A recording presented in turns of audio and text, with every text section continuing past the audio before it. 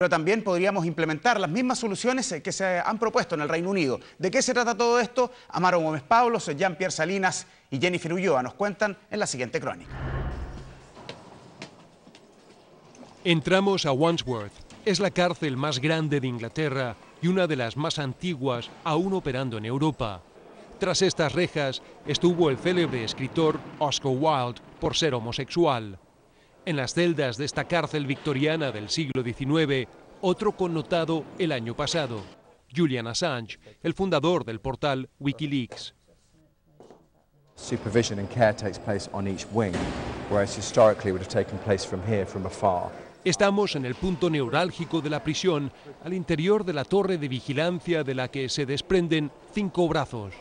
Población penal segregada. Cada módulo alberga a un tipo específico de preso según la connotación de su delito o su vulnerabilidad. La mayoría de los presos, no es su culpa, están forzados a un régimen de aburrimiento. Salir de la cama es voluntario. Si queremos reducir los crímenes que cometen cuando salgan, tienen que acostumbrarse a trabajar duro en una jornada regular. Declaraciones casi calcadas, la aspiración de nuestro ministro es la misma. Que los presos, lejos de estar todos los días caminando en un patio, en una especie de espiral de ocio que no lleva a ningún lado más que aprender malas prácticas, que se levantaran, que trabajaran, que la cárcel fuera una instancia de rehabilitación, de trabajo, de compensación, y que al final eso se tradujera en que disminuyeran significativamente los índices de delincuencia en nuestro país. Y es que al igual que en Chile, los penales ingleses están colapsados. En ambas naciones, más de la mitad de los reos vuelve a la cárcel a los 12 meses de ser liberados.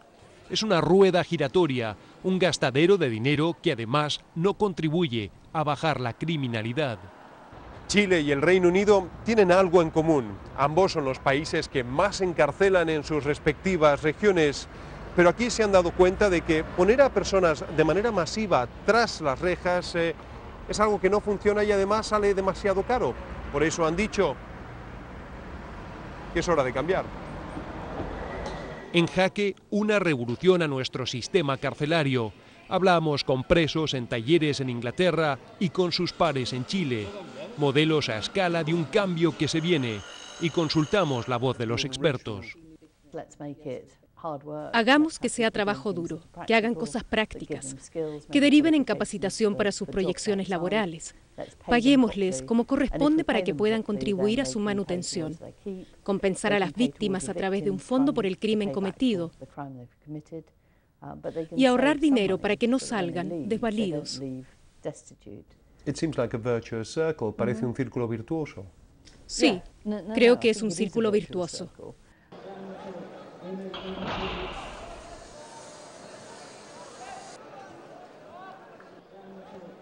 Si en Chile la cifra de presos en 1990 era poco más de 22.500, el aumento es exponencial. El número se dispara progresivamente hasta alcanzar en la actualidad casi 52.000 personas en la cárcel, es decir, más del doble, una de las tasas más altas del mundo. Con prisiones atiborradas en Chile y el Reino Unido, la pregunta es finalmente la misma. ¿Usted se siente hoy más seguro que hace 20 años? Estamos empeñados en propiciar lo que hemos denominado el uso racional de la cárcel. Y hemos impulsado proyectos de ley que hoy día se están tramitando con ese objetivo.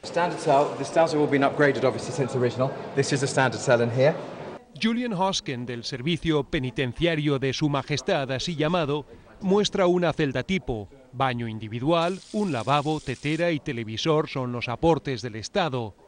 Lo que antes era para un preso, hoy es para 2. Un lujo para el estándar chileno. Aún así, un problema para Inglaterra. La tendencia es a excarcelar. Reducir los números en la prisión, porque es doblemente caro. Es económicamente caro, aun si las prisiones se administran con pocos recursos, porque son grandes y chupan dinero. Y es socialmente caro. ¿Queremos un ejército de expresos, sin hogar, sin trabajo, dispuestos a reincidir? No. Las nuevas políticas apuntan a descomprimir. Los muros y alambres de púa no son para todos. Nadie discute que una multa tiene que pagarse, pero la pregunta es, si una persona carece de medios económicos para pagar una multa, la respuesta que tenemos que darle, como la regula hoy día nuestro Código Penal, es encarcelarla. A mí me parece aberrante, me parece injusto y además me parece inconveniente porque lo que estamos logrando es poner a unas personas en un ambiente muy deteriorado y que muy probablemente se transformen en lo que antes no eran, en delincuentes. En la incendiada cárcel de San Miguel había presos cumpliendo penas por multas impagas. Bastián Arriagada murió en prisión por piratear discos. ¿Debió estar ahí? Hay otras 3.000 más, que son las que calificamos que están condenadas a penas de corta duración, inferior a 1 año, y por delitos menores, lo hablábamos antes, venta de CDs pirata, receptación de especies robadas, desórdenes públicos, etcétera, que, insisto, por supuesto que hay que castigarlas, pero la pregunta es, ¿con cárcel? Nos parece que no. Por citar a conocidos, Paris Hilton, Dominique Strauss-Kahn o Lindsay Lohan, todos han debido usar brazaletes electrónicos como castigo alternativo a la cárcel. Para evadir las rejas, Naomi Campbell debió barrer y asear dependencias municipales durante 1 semana tras agredir a su nana. Eso fue servicio comunitario.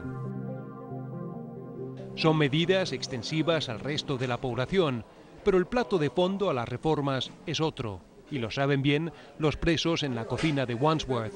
Trabajo y con ello, capacitación. Si la pena es corta, es más difícil. Si la condena es más larga, tengo tiempo para intervenir de manera profesional y dar pasos para obtener un mejor resultado cuando el individuo sea libre. 3 de cada 4 jóvenes menores de 25 reinciden. En la población adulta, 2 de cada 3. En Chile no hay cifras finales, pero es poco probable que el panorama sea mejor. Nuestro país tiene 96 cárceles públicas y 8 concesionadas. El hacinamiento obliga a construir otras 4. La pregunta es si queremos seguir edificando más o rehabilitar a la población que está dentro. Es fácil entender que si alguien deja la cárcel sin un lugar donde vivir ni ingresos, lo más probable es que vuelvan a delinquir como modo de vida. Por eso estos presos británicos entrenan para trabajar a futuro como hombres libres en la misma empresa que hoy los capacita. Y la reforma consiste en que con el dinero que ganen podrán contribuir a su manutención y la de su familia, compensar a sus víctimas a través de un fondo común y mejorar sus perspectivas laborales. ¿Se puede hacer lo mismo en Chile? ¿Cuántos años tienes tú? Yo tengo 23 años. ¿Cuánto tiempo llevas aquí? 5 años. ¿Y cuánto tiempo te queda? 13. ¿Cuánto? 13 años. Rafael cursó hasta 8º. Hoy está completando sus estudios. Más que nada quiero estudiar. Quiero salir de aquí y estudiar una carrera. Más por eso vengo al colegio. No vengo tanto porque para pasar el rato y todo eso. Me interesa estudiar. Quiero estudiar una carrera, quiero salir de aquí y estudiar en la universidad. Y desde ese punto reinsertarme a la sociedad. Te agradezco. Y que mis compañeros puedan seguir lo mismo ejemplo. En una sala vecina, Sergio Ramos enseña computación en una sala modelo de la cárcel de La Pólvora, en Valparaíso. Hay 21 alumnos en esta sala de clases y quisiera hacerles 2 preguntas muy sencillas. La primera es, ¿cuántos que levanten la mano no han terminado 4º medio? No llegaron hasta 4º medio. Todos. Y la segunda pregunta es, ¿cuántos es la primera vez que están trabajando y viendo una computadora? Todos. Gracias. Muchos llegan con una comprensión de lectura equivalente a un chico de 11 años. La gente que está estudiando en el colegio siente en el profesor una ventana hacia la libertad. Y yo lo viví y esa experiencia para mí me grabó a fuego. Y por tal motivo realicé las mejores clases que recuerdo de mi vida con personas privadas de libertad. Por eso nadie se roba los implementos de computación o del taller de electricidad y soldadura, cursos certificados por la Universidad Federico Santa María. La Corporación de Rehabilitación Social, Coresol, ha logrado bajar la tasa de reincidencia a un 18%. Si yo rehabilito a una persona que ha delinquido, tenemos un peligro menos en la calle. Ayuda a la seguridad ciudadana. ¿No debiera el Estado contribuir más? Capacitar cuesta 2 millones por individuo. Un preso que reincide, 50 millones al fisco y nuevas víctimas. Una condena de 10 años le cuesta al país sobre 50 millones de pesos, que lo pagamos todos los chilenos con impuestos. Es el negocio más fantástico, 2 frente a 50. Ya no quiero estar más acá, yo creo que cometí un error y pienso que tengo las herramientas ya como para desenvolverme en el medio libre. ¿Lo contrataría usted? Rodrigo tiene 4 hijos, lleva más de 10 años encerrado y hoy está próximo a salir con 2 títulos bajo el brazo. ¿Es factible ingresar entonces a la empresa privada también dentro de los recintos penitenciarios? Que los empresarios privados también se atrevan a contratar mano de obra de personas que han delinquido, porque esa, digamos, es la última etapa del cambio real. Contratar en prisión y también después. Desafío de la empresa privada y un Estado que hoy no emplea a nadie con antecedentes. Creo que podría ser útil pensar incluso en incentivos tributarios que favorezcan la contratación de excondenados, de expresos, con tal de lograr insertarlos o reinsertarlos a la sociedad. Es una de las cosas que hay que evaluar y que creo que son parte de las ideas frescas que tenemos que considerar. 3 años por violencia intrafamiliar. Venezolano de origen, Gustavo está en una cárcel inglesa. Tenemos que hablar, ¿verdad?, en inglés por razones de seguridad. We need to talk in English for safety reasons. That's the job of the prison. La cárcel le ayudará a conseguirse un trabajo, dice, ahora que está por salir y que ha aprendido a ser mecánico. La prisión es la escuela que nunca tuvo. Le preguntamos si ese es un privilegio destinado a presos en países más ricos que Chile. Estoy seguro de que puede ser replicado, porque no es acerca del dinero, es cuestión de mentalidad. Poner a la gente a trabajar junta. No se requiere mucho dinero para ayudar a las personas. Es cuestión de mentalidad.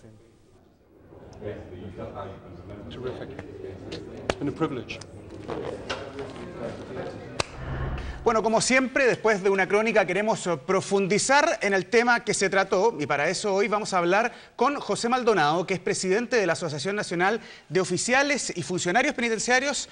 Don José, ¿cómo está? Muchas gracias por venir nuevamente a Crónicas y Reportajes. Lo veíamos en la crónica. ¿Será posible que en Chile podamos alcanzar esos niveles de cárceles o de recintos penitenciarios?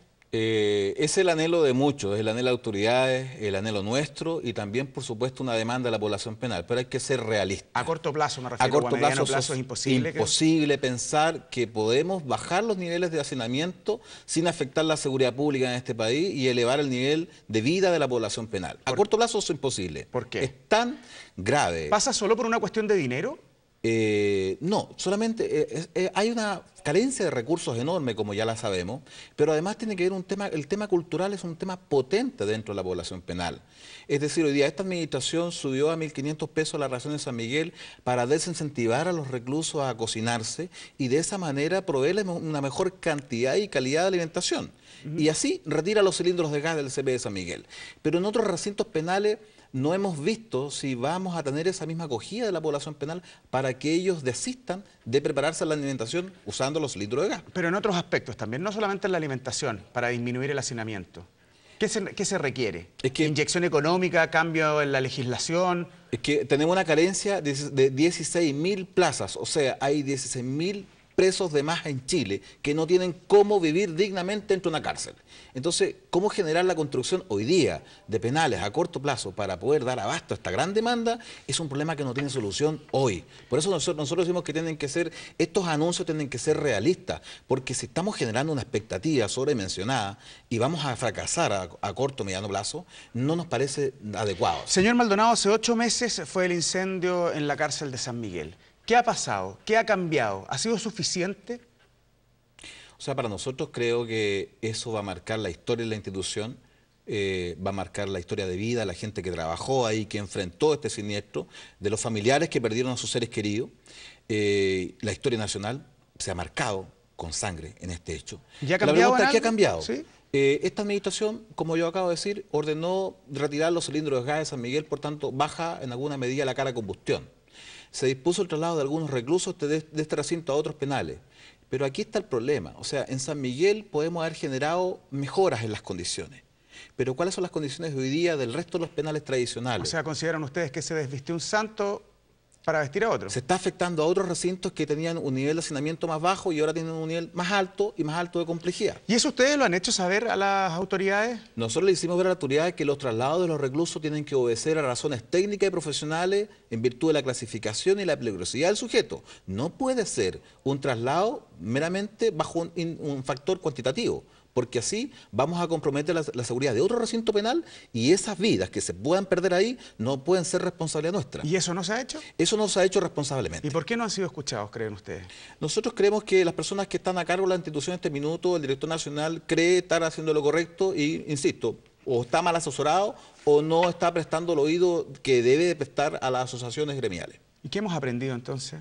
Yo creo que muy poco, porque no hemos variado mucho las condiciones, aunque sí hay que reconocer que hay una intención, una voluntad, ya se han licitado trabajos para mejorar las redes contra incendios de los penales, se están trabajando la licitación de la construcción de otros recintos. Y el proyecto de ley que está en la Cámara respecto al indulto conmutativo para disminuir un poco la población penal. O sea, hay avances, pero podrían ser mejores. Nosotros creemos que aquí el nivel de riesgo de los penales es exactamente el mismo. ¿Y las condiciones en que están trabajando los oficiales, los funcionarios de Gendarmería? Yo me atrevería a decir que aún son un poco más distintas, son un poco más dañinas que las que estaban en ese minuto. ¿Son peores que antes? Son peores que antes, producto que cuando ocurre este siniestro en San Miguel, inmediatamente la autoridad desvincula a la institución a 10 coroneles, a 4 oficiales y a 3 gendarmes. Entonces da una señal extremadamente potente al personal de Gendarmería, que si ocurre un siniestro ustedes van a ser los responsables de esta situación y ustedes van a ser desvinculados a su trabajo. Entonces hoy día el sentir del personal de Gendarmería no está con la administración. Y no estamos a gusto con una institución que nos está responsabilizando a nosotros sin que termine el sumario administrativo y sin que termine la investigación procesal que se sigue en este caso. Y mirando hacia atrás, son casi 8 meses, ¿cuál es la autocrítica que los mismos funcionarios de Gendarmería hacen de lo que ocurrió? Ustedes como oficiales. Nosotros tenemos una autocrítica súper fuerte, o sea... ¿Qué hicieron mal, por ejemplo? Nosotros creemos que hicimos mal no haber denunciado con mayor fuerza las tétricas condiciones en las cuales trabajamos y las cuales tenemos que enfrentar este sistema hoy día. Esta misma denuncia que estamos colocando hoy día, Pablo, con fuerza, y decir que hoy día no podemos garantizar la seguridad interna dentro del penal, tendríamos que haberlo dicho con más fuerza en ese minuto. ¿Y por qué no lo hicieron? Quizás el respeto irrestricto a las autoridades, esta cultura de respetar siempre que se está haciendo lo correcto, de callar un poco, quizás eso creo que nos hizo pecar un poco de inocente en ese sentido. ¿Cómo fue la relación que ustedes tuvieron con el ministro Bulnes? Yo creo que ni siquiera despedida, porque solamente fue debut. Él se presentó protocolarmente como lo hace una autoridad con su subalterno y no hubo ninguna otra reunión de trabajo, habiéndole pedido reiteradamente entrevistas y audiencias, no nos volvimos a entrevistar, por tanto la relación con él simplemente no existió. ¿Y por qué cree usted que él está tan bien evaluado como ministro de Justicia? La evaluación que hace el personal de Gendarmería no es buena respecto a su gestión. Pero la evaluación dentro del gabinete, dentro de partidos incluso de la oposición, es positiva de la labor que realizó el ministro Bulnes. El plus que él colocó en el sistema, la preocupación por la dignidad del preso en Chile, yo creo que marca la diferencia respecto a anteriores administraciones. Él puso un acento ahí importante y eso hay que reconocérselo. Pero en su relación con los trabajadores de Gendarmería, con las asociaciones gremiales de Gendarmería, no hubo este vínculo, no hubo esta relación. El interlocutor válido fue la subsecretaria de Justicia, con quien tenemos una muy estrecha relación. No tenemos ninguna queja respecto de su trabajo. ¿Y hubo intentos de parte de ustedes de relacionarse con él, de pedirle audiencia, de generar puentes? Y eso no fue. ¿Y por qué cree usted que no fue posible? Desconozco cuáles son las razones que tiene él, pero entendiendo más o menos cómo es su origen, cómo es su estilo de personalidad, quizás él no reconoce a las asociaciones la validez que tenemos respecto de nuestra representación y él prefiere trabajar con las autoridades que ha designado. Señor Maldonado, ¿y las expectativas que tienen ustedes con el nuevo ministro de Justicia, con Teodoro Rivera? Primero le regalamos el beneficio de la duda. Vamos a solicitar audiencia el día de hoy para conversar con él apenas él pueda y lo pueda agendar. Vamos a ser primero proactivos, vamos a ver cómo andamos en el tema, pero insisto, lo que nosotros queremos es que todas las medidas y los anuncios que se hagan con principio de realidad, porque no queremos faltar a la expectativa y que después mañana culpemos al personal de Gendarmería por no cumplir X o X medidas. ¿Y qué le parece esta idea de separar la labor de rehabilitación con un servicio externo, que no lo haga Gendarmería, sino que lo haga un privado o un servicio externo? ¿Están de acuerdo ustedes, los funcionarios penitenciarios, de quedar solamente como centinelas en este caso? Las 4 asociaciones de Gendarmería estamos en desacuerdo con esa medida por razones técnicas y por razones profesionales, porque el conocimiento empírico, técnico y profesional lo tiene el personal de Gendarmería respecto a la población penal, quien o no es susceptible de ser intervenido en vía de un proceso de reinserción. Esto no es una actividad económica rentable y lucrativa, entonces no estamos de acuerdo en entregar eso al privado. Lo que sí, bienvenido el privado que nos aporte en recursos y en empresas para que puedan haber actividades productivas educacionales con la población penal. Pero el acto de realizar un trabajo, de lijar palo por sí mismo, por sí solo, no tiene sentido si no va acompañado en un proceso que implique a la familia, a red de pares, a los profesionales, al mundo educacional, al mundo académico. Es un proceso la reinserción. Pero eso finalmente no es quitarles un poco de carga a ustedes al trabajo que realizan y que puedan desarrollarse mejor en la labor de resguardar los recintos penales. Por eso nosotros lo vemos como un complemento más que por quitar esta carga, porque lo hemos visto en los penales concesionados, en donde tenemos otra diferencia muy grande, que la ley impide que un privado venga a pronunciarse respecto del beneficio de salida dominical del recluso o no. Esa función le corresponde a un funcionario público, un profesional de Gendarmería, y no a un privado. Entonces, en ese sentido, estamos contratando algo, una función que no está establecida en la norma y que la norma no permite que este privado ejerza el rol dentro del Consejo Técnico y emita un pronunciamiento. Muy bien, don José Maldonado, muchas gracias por venir a Crónica de Reportaje. Ok, gracias. Nos separamos un instante, ya estamos de regreso.